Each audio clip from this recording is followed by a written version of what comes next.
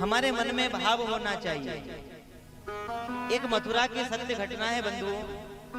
मथुरा जी में एक कथावाचक कथा कर रहे थे, तो एक गोपी थी, प्रतिदिन गोकुल से मथुरा आया करती फल बेचने के लिए। तो एक दिन उस गोपी के सारे फल बिक गए। तो वो एक दिन उसने देखा कि यहाँ पास में कथा चल रही है, तो कथा में जाकर के वहां बैठ गई। तो कथा में कथा व्यास कह रहे थे कि जो भगवान का भजन करता है तो इस भव सागर से पार हो जाता है। तो भक्ति सच्ची थी उस भक्तानी की, उस गोपी की। तो इसने क्या किया, ये प्रतिदिन गोकुल से मथुरा आती तो बीच में क्या पड़ती है, यमुना महारानी पड़ती है। तो यमुना महारानी पड़ती है तो इसे गोकुल से मथुरा आने के लिए उसे पैसे देने पड़ते, किराया देना पड़ता।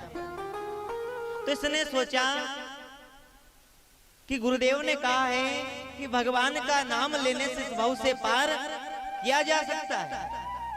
तो गोपी ने मन में निश्चय किया और वो जब दूसरे दिन गोकुल से मथुरा आने लगी तो उसे गुरुदेव की बात याद आ गई कि गुरुदेव ने कहा था कि जो भगवान का नाम लेता है वो इस भव से पार हो जाता है।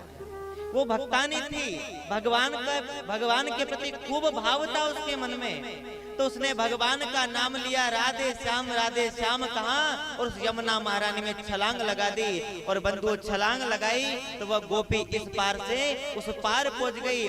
तो गोपी का भाव और बढ़ गया कि सच में गोविंद का नाम लेने से हम भव से पार हो सकते हैं। तो गोपी ने मन में ऐसा विचार किया कि उन गुरुदेव ने मुझे यहाँ ज्ञान दिया है, आज उनकी कृपा से मुझे यह मार्ग प्रदान हुआ है। ये देवी वो तो मैंने इसे ही कहा था, लोगों को ज्ञान देने के लिए कहा था, ऐसा कुछ नहीं है, अगर हम इसमें उतरेंगे तो डूब जाएंगे। तो गोपी कहने लगी, नहीं गुरुदेव, मैंने जिस दिन आपके मुखार बिंद से सुना था कि भगवान का नाम लेने से भव से पार हो जाता। कह रही है पंडित जी बोलो राधे श्याम, पंडित जी बोलो राधे श्याम, पंडित जी बोलो राधे श्याम। लेकिन गोपी कुछ नहीं सुन रही है, पंडित जी की दशा बिगड़ गई। पंडित जी कहने लगे, देवी तू क्या भूतनी है या पिशाचनी है, तू कौन है जो इस तरह मुझे घसीटे ले जा रही है। लेकिन गोपी तो कुछ नहीं सुन रही है, गोपी तो कह रही है पंडित जी बोलो राधे श्याम, पंडित जी बोलो राधे श्याम, पंडित जी बोलो राधे श्याम, पंडित जी बोलो राधे श्याम, पंडित जी बोलो राधे श्याम। पंडित जी की हालत तो खराब, इस पार से उस पार पहुंच गए। तो महाराज गोपी उन पंडित जी को लेकर घर पहुंची। घर पहुंचकर ब्राह्मण देवता के चरणों को धोया।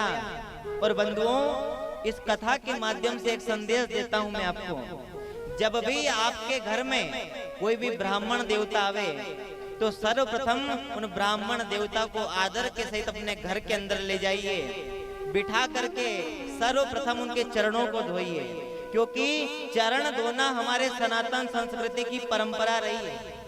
पहले तो लोग जो तेरहवीं होती है ना, दादा परदादा की जो तेरहवीं करते हैं, कार्यक्रम करते हैं, उसमें पहले परंपरा रहती थी कि जो 13 ब्राह्मणों को भोजन कराया जाता था, उन ब्राह्मणों के सर्वप्रथम चरण धोए जाते थे, फिर उसके बाद उन्हें भोजन कराया जाता था। लेकिन आजकल के बेटा तो ऐसा हो गए महाराज, कोई भी ब्राह्मणों के पैर को पकड़ना नहीं चाहता है, क्योंकि जो पानी आप ब्राह्मणों के चरणों को धोने में व्यर्थ करोगे, लगाओगे, वही जल आपके पूर्वजों को वहां प्राप्त होगा।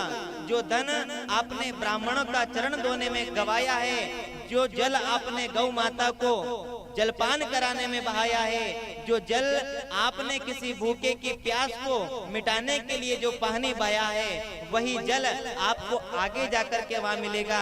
लेकिन आप सोचो कि हम शंकर जी के ऊपर 2-4 बाल्टी चढ़ा दे तो उससे आपको फल मिलने वाला नहीं। तो वो गोपी पंडित जी को लेकर घर पहुंची, चरण धोए, चरणों को धोकर सुंदर भोजन कराया। भोजन करा करके उनको तिलक लगाकर भेंट दक्षिणा दी।